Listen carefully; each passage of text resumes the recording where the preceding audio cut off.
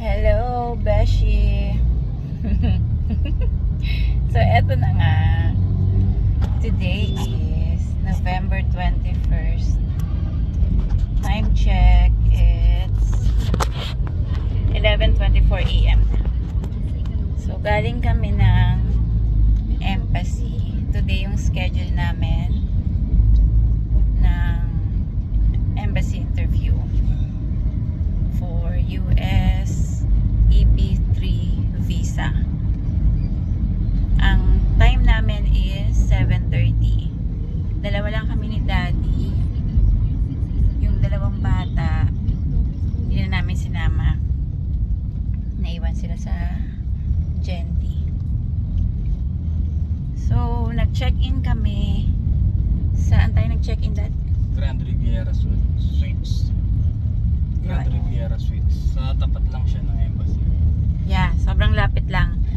Yung nilakad namin, mga ano lang, 100 meters lang. No? Tapos tatawid na ng overpass. Then yun na. And Airbnb yun. Kung gusto nyo i-check. 1.6 lang siya per night. Plus 500 Parking. for parking fee. Plus 55 Per head. pesos per head kung ilan kayong papasok. Yan, so very affordable. And sulit naman kasi ang ganda ng view talaga doon. Ayun, ikwento namin yung aming naging journey sa aming interview day. So pumunta kami doon ay anong oras na, Daddy? Siguro mga quarter to Yeah. 7. Quarter to 7 bumaba na kami. And then ito yung outfit namin, yan. And outfit check, ito yung ating USM outfit. USM interview. Si Daddy naman ito yung outfit. Yan. Simple yan lang. Yeah. So, let's go. Pagdating namin doon, may pila para sa mga non-immigrants. Sila yung mahaba ang pila. Then, nagtanong kami kung saan yung pila for immigrants. Pinadiretso na kami doon sa may bandang unahan para pila yun ng mga papasok na. And then, doon sa pila na yon, ang hinanap lang sa amin ay P4. Okay, so yon, mahalaga yung P4, makita nila kasi yung time and date, yun lang naman check nila. And then, ipapaproceed ka na nila sa second checking. So, sa second checking, doon nangarag tayo kasi ang documents ko, inarrange ko siya, original, tapos sa likod niya, naka paperclip yung mga photocopy. Tagto 2 photocopies ang prepare ko. So, magkakasama sila. So, based on my experience, hindi siya advisable. Kasi doon pa lang sa second checking, ang gusto niya lang kunin is lahat lang ng original. So, dahil magkakasama, naka-paperclip yung aking original and photocopy, pinaghihiwa-hiwalay ko pa siya. Apat kami. So, ang gusto niya, kunin lang passport, DS-260. Ano pa, Daddy? Passport DS-260. Yun lang, di ba? Yun lang. Yun lang, nung naming apat. Tsaka yung P4. Yung appointment letter. Yung appointment letter, 1 copy lang naman ang kailangan nila. So yun, ang tip ko lang is wag nyo nang pagsamahin. Mas maganda, nakahiwala yung photocopy sa original. Ganun. And then, pinapasok na kami sa loob, dun na yung x-ray na. X-ray. So lahat ng documents nilapag na doon sa tray. And then lahat ng laman ng bulsa, pinalabas din. And then papasok sa x-ray. And then another door, pasok na sa loob. So bawal pa rin naman ang gadgets, lahat ng electronics. Yan, lahat ng electronics. Lahat ng may battery. Lahat. Yun, lahat. Alam nga Pero, natin bawal ang bag. Yes, in-advise kami na huwag magdala ng bag, hand carry lang daw yung mga documents. Pero may nakita kami doon ng mga kasabay namin, may dala naman silang bag. So I think okay lang yun as long na walang lamang bawal. And sa mga suot nila, na-observe ko, business attire talaga ang mga suot. Siguro may dalawa lang ako nakita na naka-polo shirt na lalaki. Mostly naka-polo sila and long sleeves. And then may mga bata, maraming mga bata na sinasama. Kasi niisip ko nga, ano ba ang mas advisable? Isama ko ba yung mga bata or hindi na? So marami naman ako nakita ron na maraming kasamang bata, iba-ibang edad, may baby pa, as in umiiyak siya doon. So okay lang, walang problema. Gusto niyo sila isama. Actually, kinakausap din sila ng mga konsul. Kasi doon kami umupo sa malapit doon sa mga window, naririnig namin yung mga tanungan. Kasi may mga kasamang bata, tinatanong sila like yung 5-year-old boy. Sabi sa kanya, do you know your birthday? Yun, pinaano sa kanya, pina-recite. Sabi ni Consul sa kanya, thank you for coming today. Ganun. So, ina-acknowledge naman yung pagsama ng mga bata. Lalo na yung mga walang maiiwanan, di ba? Ang hirap kasi pagka walang magbabantay sa mga bata. So, pwede natin sila isama. Meron pa nga doon bata, nagsuka, no? Nagsuka siya. Inassist siya ng mga nagwo-work doon na parang marshal, gano'n, or usher. Dinala siya sa CR, gano'n. So, walang problema. Hindi siya makakadagdag hassle yung bata kung gusto nyo dalhin. Okay lang. Yun. Ang akin kasi, problema ko kung dalarin ko pa sila kasi nga, ang hirap gisingin, baka maliit kami, iipitan ko pa sila, ayusan ko pa sila. Siyempre, dapat presentable din sila. So, nag-come up kami na hindi na lang sila isama. Yun. So, dumating kami nakapasok na kami mga 7:30 na ano na tayo? 7:30 eksakto. Natapos kami doon sa pre-screener. So, doon sa pre-screener, pila yun siya eh. Pipila ka na direct doon sa mga windows ng pre-screener. Hintayin mo yung turn mo na may mga vacant na window. Susunod na. Smooth naman na yung pagpaprovide namin ng documents kasi bago ka pa makarating dun sa window, meron silang TV na malaki. Tapos tinuro yun nung usher, nag-a-assist. Sabi niya, lahat ng nakasulat doon sa TV, list ng documents, iipit na siya sa passport namin isa-isa, magkakahiwalay. So, inayos namin ni Daddy, tulungan kami. Ako tagahanap ng original documents. And then, si Daddy taga-ipit. So, yun. Na ano naman namin siya na mas mabilis. Okay. Pagdating na sa pre-screener, binigay ko na lang lahat yung documents na yon, yung 4 na passport na may nakaipit na mga original documents. Ano-ano yung mga nilagay namin doon? Puro original lang muna nilagay namin. Original DS-260 naming 4, PSA, marriage certificate, AOM, advisory on marriage, birth certificate, yeah, 2x2 picture. 2x2 picture. Dalawang piraso. Yes, 2 copies. Police clearance and NBI clearance. What else that? Parang yun lang. Yun lang. Yeah, yun lang. And then, binigay namin yun dun sa pre-screener. Mabait naman yung pre-screener. Hindi naman siya nagsungit. Yun pala yung visa screen. Hiningi niya, hindi ko pa yun na isama agad. So, hiningi niya sa akin yung visa screen, original, and photocopy. Police clearance din niya kinuha. Chinek niya lang. Pero Kalahati hindi- ng NBI lang kinuha niya. Yes, Binalik niya sa binalik atin. niya. Mm-mm. So, mas importante talaga NBI. Mm-mm. Yan. Tapos pinagsama-sama niya lang, inattach niya, inayos niya yung presentation ng mga 2x2. documents namin. Oo, yung 2x2 nilagay niya sa plastic na isa-isa, tagi-isa kaming 4.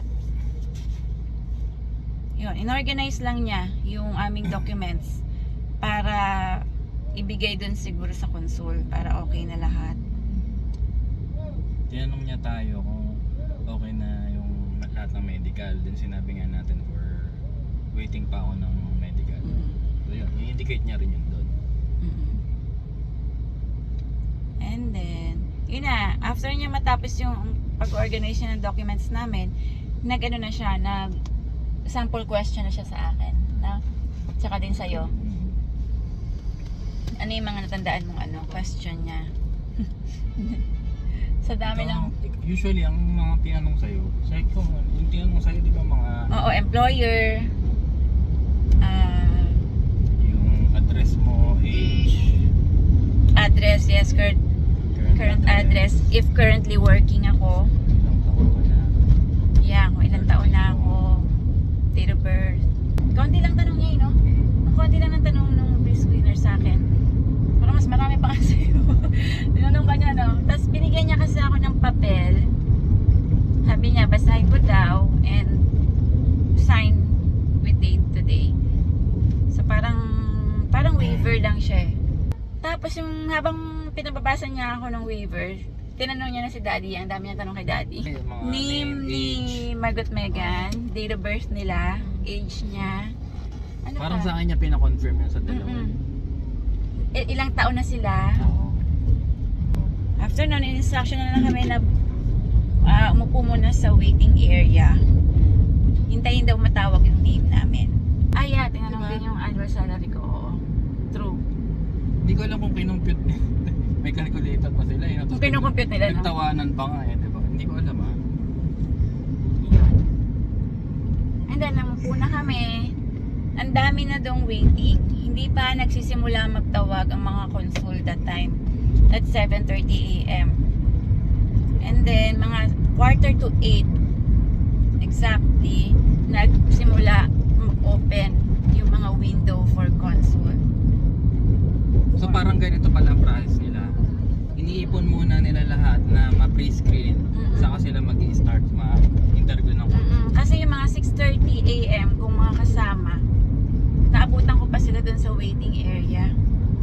So, ang start talaga ng para sa console is 7:45 nag-start. So, may sila, may speaker na i-announce doon yung name, full name, and then kung saang window number ka magpo-proceed. Then, ang tagal namin naghintay doon. Natawag na kami. Like, 8:30 kami natawag. Halos naubos na yung So, 1 hour. marami. 1 hour kami nag-wait para matawag. Natawag kami sa window 63. He's a blue-eyed man. Well, na white guy. Yeah, white guy. He's so nice and he's very professional. Hindi ako na-intimidate sa kanya. Hindi ka na Ano siya, very... kinabahan ka rin eh. Okay nakabahan ako kasi sa mga tanong na baka hindi ko masagot ng maayos. Pero ako sa kanya, sobrang hindi ako natatakot na baka mag-submit siya, gano'n. Hindi naman. Bait naman siya. So, pagdating so bago pala kay Consul, nandun kami sa mga window, di ba, na mga nag-i-interview. Naririnig talaga namin yung mga tanong kasi may mga mic sila eh. May speaker. Pero hindi naman sobrang lakas. Talagang yung tenga ko talagang ayan na, mga Mars. Pero kung gusto mong pakinggan, mapapakinggan mo. Mas pinakikinggan ko pa nga yun kaysa yung tawag sa pangalan ko. Sabi ko, Daddy, ikaw makinig sa sa tawag sa atin. Ako sa nakikinig ako ng mga sample questions. So, ito yung mga sample questions nila. Sang state ka, ma-assign, city and state lang gusto nilang marinig, nasabi niya. Tapos, may narinig akong tanong na, ano yun, Dad, kung anong idea mo sa state na yon? Oo. Oo, parang ganun kung, Pero di mo tinanong. hindi, doon nga sa iba, yung mga possible questions. Ano daw idea niya doon sa state na yon? Nung narinig ko na sagot niya, sabi niya, it's cold weather there. Parang ganun, tapos natawa naman siya. Yeah, it's pretty cold. Parang gano'n. Narinig ko yun. Tapos, ano pa yung mga kakaiba nating tanong na narinig? Yung mga hindi namin na-review. Ano, may tinanong doon, di ba? Have you been, yung bang na-arresto na siya, arrested before? Tapos sumagot siya, no. Sabi ng ano, good for you. Good for you. Yun, natatawa sila doon. Meron ako narinig na dediretso ka ba doon sa facility or papadala ka nila sa ibang munang lugar, parang gano'n, ibang place, kung direct ka ba or sa ibang muna, gano'n. Tapos name ng facility, yung mga normal, salary offered, what type of facility, yan, yung mga normal naman. Yung paano nalaman yung regarding dun sa job offer, kung may relative ka ba dun sa US, relative ka ba na follow to join, parang ganyan, be joining. Yun, yung mga tanong na naririnig ko. Ayun na, yun. Tsaka kung saan mo nakuha yung bachelor's degree mo, parang parang saan mo siya na-acquire. Yun, may naalala ka pa ba sa mga na marites natin? Anyway, nung sa console na, window number 63. So, yun na. Punta na kami doon. So, syempre, greet ako, good morning. Sabi niya, how are you today? Sabi ko, I'm good. Sabi niya, good. So, inas niya kami to raise our hands, right hand, para mag sworn statement na lahat ng sasabihin namin ay totoo lamang at pawang katotohanan lamang. Na lahat ng documents na provide namin ay totoo rin. Walang fake. And then, fingerprint. Chinek yung fingerprint ko, right hand. And then si daddy din, right hand. Then, dahil wala yung dalawang kids, ako yung nag-fingerprint sa kanila through my left hand. So, dalawang beses pa ako ulit fingerprint ng left hand ko. Random yung naalala kong questions. So, tinanong niya kung yung gentleman daw, sino daw yung gentleman na kasama ko. Sabi ko, he's my husband. Tapos yun. Para lang ma-confirm na kasama nga kayo. Pero alam naman niya yun. Tapos, kaano-ano ko raw, si Elmargo, tsaka si Megan. Sabi ko, they are my daughters. Sabi niya, biologically. Sabi ko, yes. Biologically, chemistry. Ano ba iba? Alam mo ba yan? Psychology. Yan. Tapos, ano pa yung tanong niya? Saan daw ako mag-work? Saan daw sa US? So, sabi ko, in Howell, New Jersey. So, yung tanong niya, hindi sunod-sunod, no?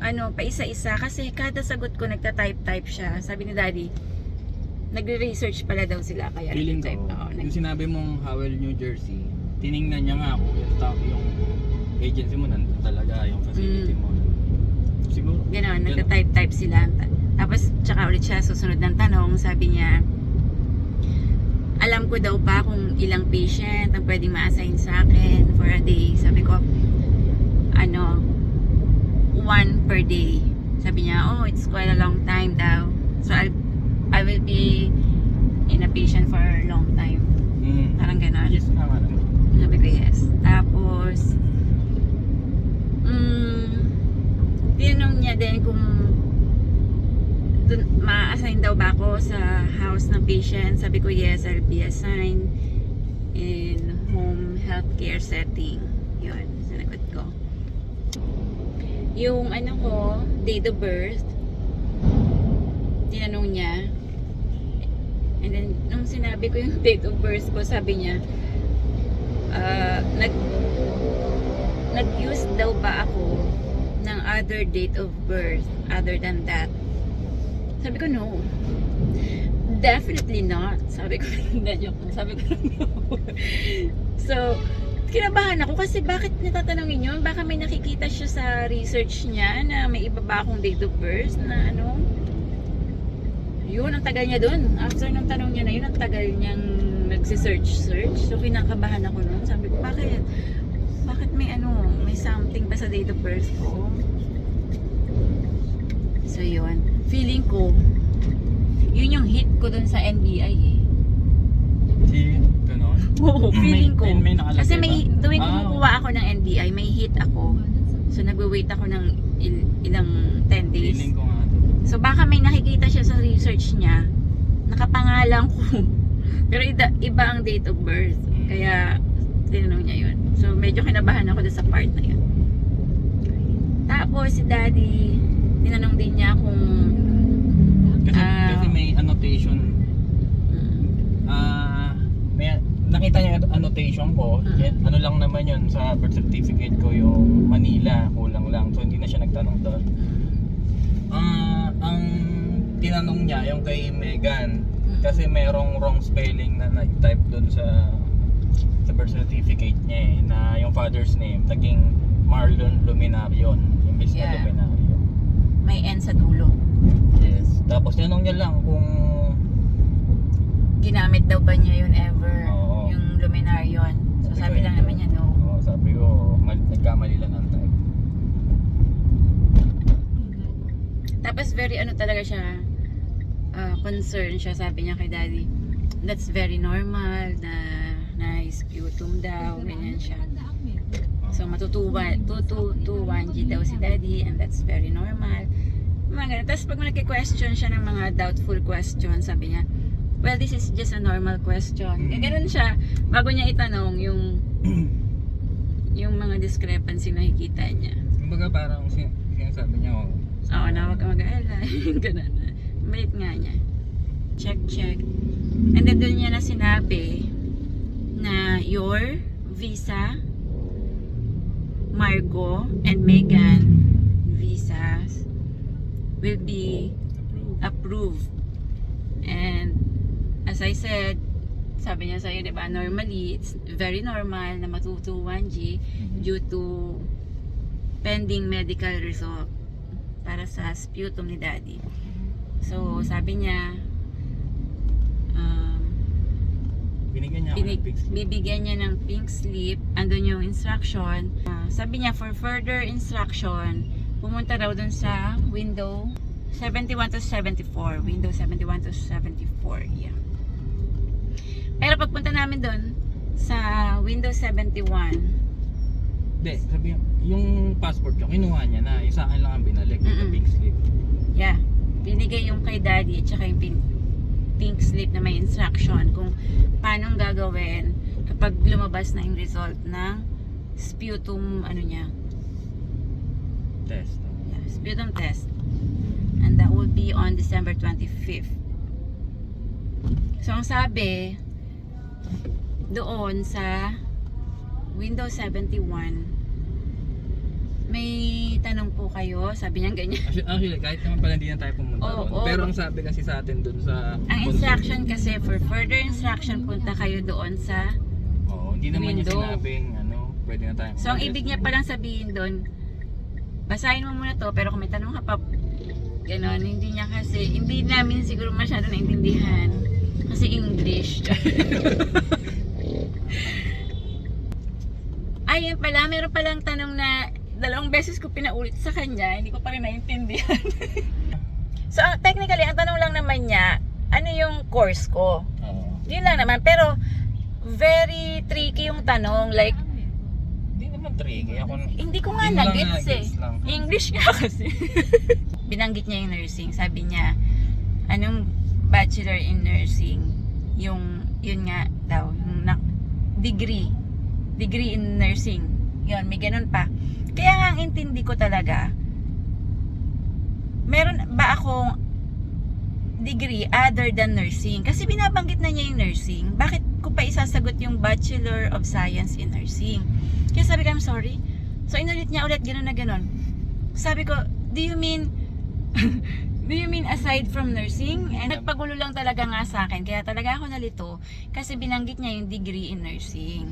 Kaya maniwala ka, binanggit niya yung nursing. Kaya ang sabi ko, do you mean aside from nursing? Kasi ang isasagot ko talaga, Bachelor of Science in Nursing. Kaso binanggit na niya, so yun din ba isasagot ko? Kaya ang naisip ko, nagtatanong ba siya ng ibang degree na meron ako aside from nursing? Tapos yun, sabi niya no, yung degree ko daw. So yun na sinabi ko, oh, that's Bachelor of Science in Nursing. So okay. Tapos yun sabi niya, Saan sinabi mo just read? sabi niya, ay, sa wakas. Gumano. Hindi, joke lang. Yun, may ano lang tayo, lutang moments lang tayo. Ginamitan mo siya ng malupitang linya mo na I'm sorry. I'm sorry? I'm sorry, pero mali pa rin yung sinagot. Nakakainis. Sumagot siya, what are you sorry for?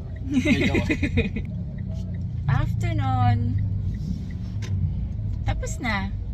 That, yun lang naman ang aming journey. So, we are really thankful to God. All glory to God. Plano niya lahat to. Kaya, Sa totoo lang iba-iba ang bawat console talaga. Kasi merong kaming nakita doon na window, ibang console to. Napakadaming tanong talaga. True. Napaka-boka, daming tanong. Tagal Ang nyo tagal dun. pa, di ba? Kung iba talaga yung bawat console. true. So, depende siguro talaga sa case din niya. Kung madami siyang experience. Ay, yun pala, tinanong niya yung experience ko sa work. So, Okay. tinanong niya kung gano'n na ako katagal nag-work as a nurse. Sabi ko, I don't have bedside experience. Clinical bedside experience as a nurse. But I have 8 years of experience working as a nurse, sabi ko. So sabi niya, so what kind of work daw yon? Para daw may idea siya, sabi niya. So, yun na, sinabi ko yung utilization management department wherein we review cases of patients. Sinurse din niya yan. Di ba? Yeah. Nag-type siya tapos sinurse niya. Yeah, in behalf of their insurance. Kumanan ako. So, yun. Para, ang stage talaga na para sa akin yung pinaka-crucial, yung sa pre-screener. Kasi sa pre-screener, binavalidate lahat ng documents mo eh. Once na may makita sila ron, pwedeng ipa-edit sa'yo or hindi ko alam. Kasi kanina meron narinig ako na na pinabalik. Sabi 8:25 kailangan nandito ka na. So ioorasan niya yung pag-edit. Siguro papa-edit sa kanya yung DS260. So kami pala guys, nag-update kami ng DS260 2 weeks before ng interview para i-update yung employment ko. So resigned ako doon sa current employment ko na nakalista sa DS260. Ang nakalista kasi doon, pa ako, working currently. So in-update namin yun dahil nag-resign na ako year 2024. So last year. Sabi nung iba, hindi na daw yun mahalaga, na daw, wag kahit hindi na i-update. Pero in-advise ako ng lawyer from my employment na i-update siya. Any employment daw, i-update daw yon. So, in-update ko na.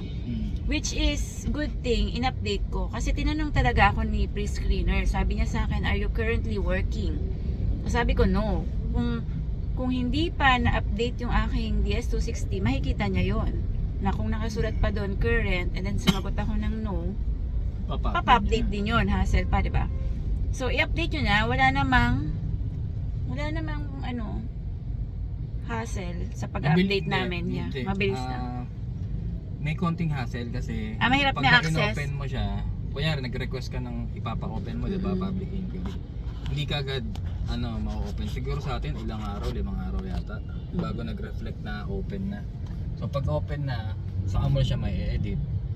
Pagka nasubmit mo na, ano naman kaagad kung nag-completed ka agad yan sa amin. Tapos, yun na, ipiprint mo na lang ulit yung confirmation page.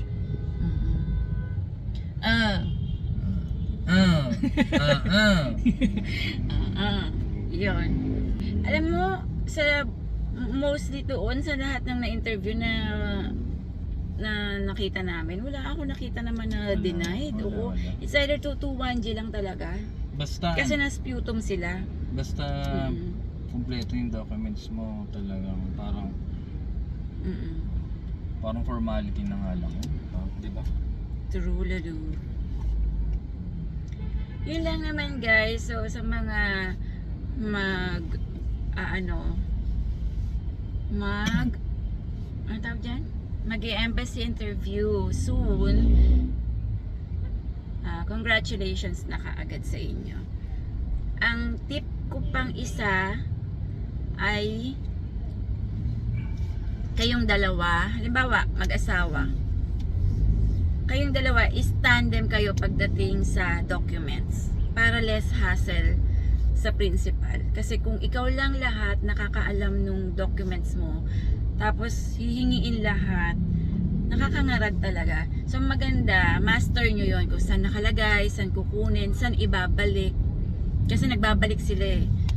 So ganun, magtulungan para hindi ma-stress. Pagkatapos nila ma-interview ng consul, yung ngiting tagumpay eh. Dahil lalakad sila pabalik, ngiting tagumpay. Kakaway pa dun sa mga kaibigan nila nandun, di ba? Tapos gaganon pa oh. Ganun. Tagumpay. Sa amin ang ay meron ay amoy tagumpay. Yung amoy tagumpay ang ipe-preserve namin. Yun lang guys. Thank you for watching. Lapit na tayo, no? Bye! Bye. Bye! Bye, Philippines!